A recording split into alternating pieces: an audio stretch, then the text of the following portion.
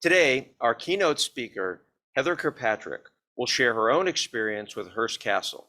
After that, she will talk about APMP's first Women's Summit, including our panel comprised of Deniz Dalay, Patrice Williams, and Christie Woodward. And of course, please remember to put your questions in the chat window. Over to Heather. Hello, everyone. All right, well, as you can see, Asian Jacques, Hearst Castle is quite a favorite of mine, as well as Julia Morgan. I am a member of the foundation of the Hearst Castle now, and I had the amazing opportunity to be there just this past weekend. So again, some follow-up on it. Hearst Castle is actually a state park, and it was donated to the Hearst family in the late 50s. And there's been over millions over the years that have been through all the different tours. I had a chance to go on 2 of the tours over the weekend before my great night, which I'll tell you about in a second. And those 2 tours that are offered right now are, sorry, there's a little feedback there. Those 2 tours are the Julia Morgan tour. There's a special tour right now, a couple hours, that you literally, it's semi-private. So you go through the entire castle and the 3 guest houses and both of those pools. And you know the Roman pools underneath the tennis court? Yes, it is. So again, after that tour, one of the tours that Sarah talked about was designing the dream. So you get to know a little bit about Julia, more of what she's done, and also you get to see the North Wing, because later in the 20 years of development at the castle, she had her firm actually supervise a lot of the different art. And it was a combination of not only Hearst's art, but his mother's as well, Phoebe Apperson Hearst, who was a big, benefactress of not only Cal Berkeley, but again, all sorts of things for women across the United States and here in California. In fact, Hearst didn't even start on building Hearst Castle until after both of his parents had died. See, Hearst was a man of many things, a changeableness of mind, as Julia liked to call, but he also liked to spend the money he made. So again, he was able to acquire many of his art collection that we just saw, actually, as he was building the castle. He only had about 5% of it when he started in 1919. So again, I think you guys can see my screen right here. And this is Hearst Castle. It's just celebrated its 100th year. That's kind of very exciting. It wanted to do that right as the pandemic was doing its thing. So it had to close down for a while, but it's back open. And they've also been able to do a lot of different projects during that time of restoration, including a $13 million project to repair the roads that head up to Hearst Castle. It's actually one 5-mile road. And as you see, you go up from the Central Coast in San Simeon up 5 miles to this, enchanted hill. But Hearst liked to just call it the ranch. Now, again, as we go ahead, as I said, the Julia Morgan part of it is so, just to me, very, very inspiring as a woman. And one of the things that she liked to do, though, was focus on what her clients wanted. And so she spent years at the castle. She probably made about 600 trips. And there's a great story in one of her biographies that you hear on the tour as well, is that she got there for the first time and there wasn't a real good road there. And so Hearst and his transportation guy, Steve, had horses for her to, head up the hill. And she very strongly said, I don't ride horses and I don't intend to learn. And then, so Hearst was able to, with Steve, they got some pulleys and they ended up pulling up that vehicle up that hill that first time. So again, Julia, as Sarah said, Julia was a woman of strength. And she really liked, though, to focus on her work. And that's what she did over her vast career. She actually called the Hearst Castle project Project 503. Now, it involved a lot more than just the castle with all the rooms and different things, but that's what she referred to it as. Now, there's a quote that I just wanted to share with us as we get into talking about the Women's Summit today on the town hall that I felt was just so important. And this was from one of the biographies by Victoria Kastner, who was the Hearst Castle historian for many decades. And so I wanted to share it now because I think it leads into our Women's Summit, especially some of what the issues that we talked about. Perhaps the one word that best describes Julia Morgan is strength. Now, this might seem odd considering her diminutive appearance. She was only about 5 feet tall, but her strength helped her conquer endless difficulties, stubborn misogynists, family troubles, personal health struggles, demanding clients, and more logistical and construction challenges than we can probably guess. She was known for her construction. So many of her homes and structures like Hearst Castle survived earthquakes when others did not. So she led a passionate life, I'll bet one that was devoted to creativity rather than romantic love. She believed in herself and her ability to solve problems. And this was the secret of her greatness. She gave all, invariably with determination and often with joy. When she was about to return to San Simeon after a long illness, her first missive to Hearst concluded. She and Hearst ended up becoming fast friends over all those years, very different, but they had a special relationship. And she told him it was a great pleasure to be able to play at work again. So the story of Julia Morgan's inspiring life will encourage us to do the same. So thanks so much, Sarah, for a great presentation on Julia. Okay. And oh my gosh, like this is why I'm so excited, and it's a great thing to be exciting. I was able to swim at Neptune Pool last Saturday night. So again, I'm a member of the Hearst Foundation, or the foundation of Hearst Castle, and there's several special fundraising events that help the mission of the foundation.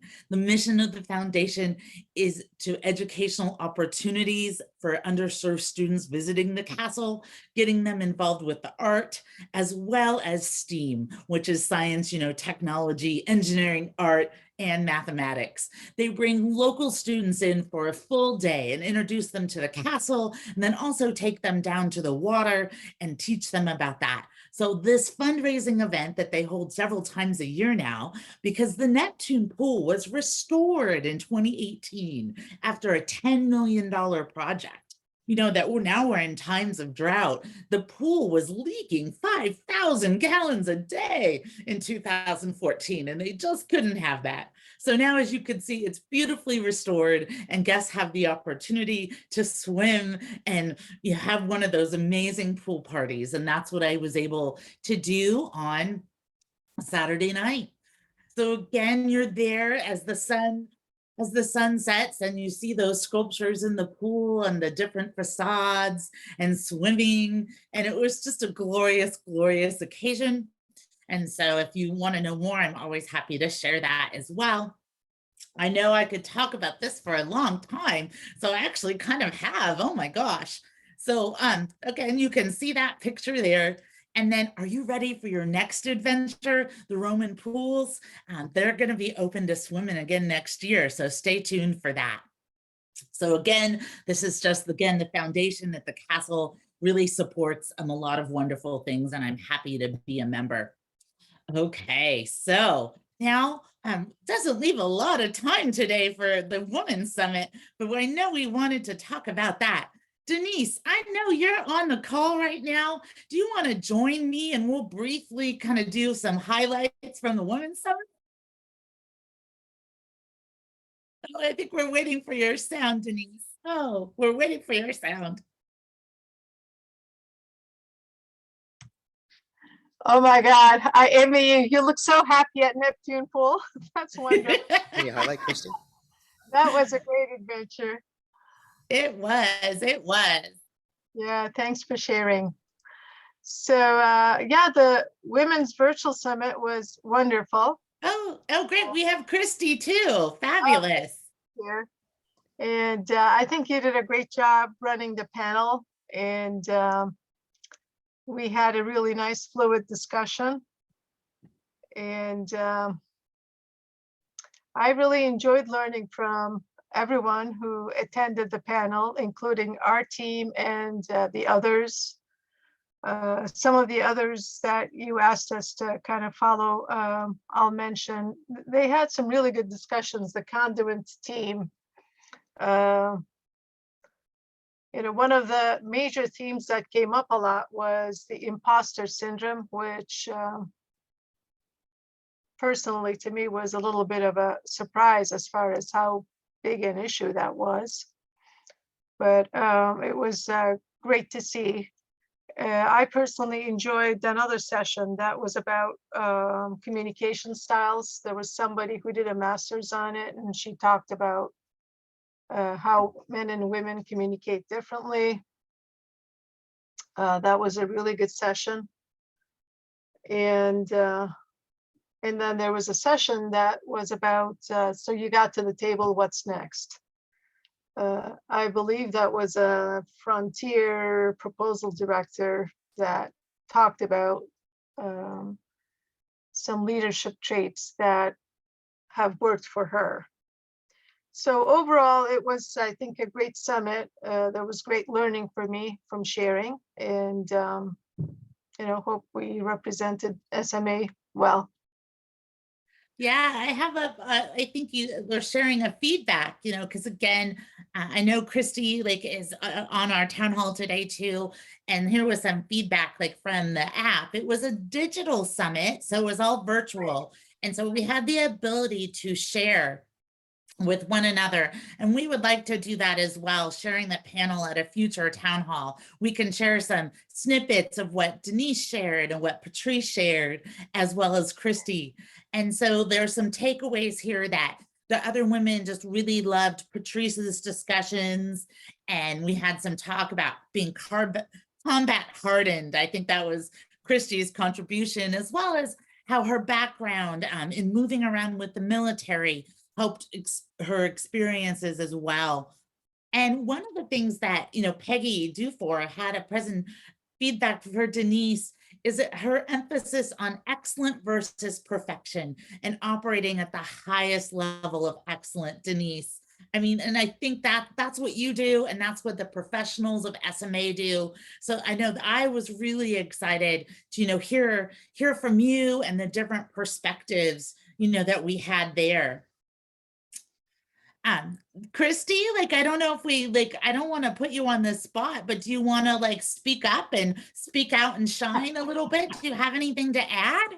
Well, actually, I do want to share something from one of the other sessions. Oh, great. Please do. It was talking about how many people are overlooked with their comments, whether it's because of appearance, the way they present, whatever, but people just say, we'll table that for later. And I personally have experienced nobody tables me for later. Anybody that's worked with me knows that doesn't happen to me, but there have been so many good ideas that came out at the table that were dismissed. And the advice was, when there is an idea that has merit and you recognize it as having merit, to speak up and support that person who struggles with presenting their idea, simply by saying, wait a minute, and pulling out what you think was good about their idea, how that empowers the other people at the table and expands the creativity. And one of the things that I have always worked so hard with is to empower the SMEs and stuff to be creative. So many people are totally hamstringed. They're afraid of being judged, or that they might make a mistake, or that it will go on. And it's really the people that are doing the job that have the best ideas, that know where the real problems and opportunities for improving are. So I wanted to share that we need to support a good idea, no matter the source, and bring it out so they have an opportunity to grow and expand on it. I just thought that was super important. And perhaps a deficiency in my own operations that a change I want to make for myself. So Christie, that is just fabulous, because I know here at SMA, not only do we make important changes, for our clients, but we make important changes for ourselves as we find out who we are professionally and personally, and how we can live up to those values and improve. So again, I know that we need to wrap up the town hall. We could talk for more, and perhaps we will, but let me hand it back over to our studio so we can close out for today. Great. Thank you, Heather. And thank you to all of our panelists. What a wonderful event. And so a big congratulations. Yeah, I Yeah, agree with what well done. Christie said as well. I thought that was a great Absolutely. comment. So I think what we're going to do, as you suggested, Heather, let's have a whole town hall where we can actually perhaps share some clips from the panelist discussion and have further discussion. I think it's a And great we'll welcome idea. our panelists back on that town hall, right? That would be great. All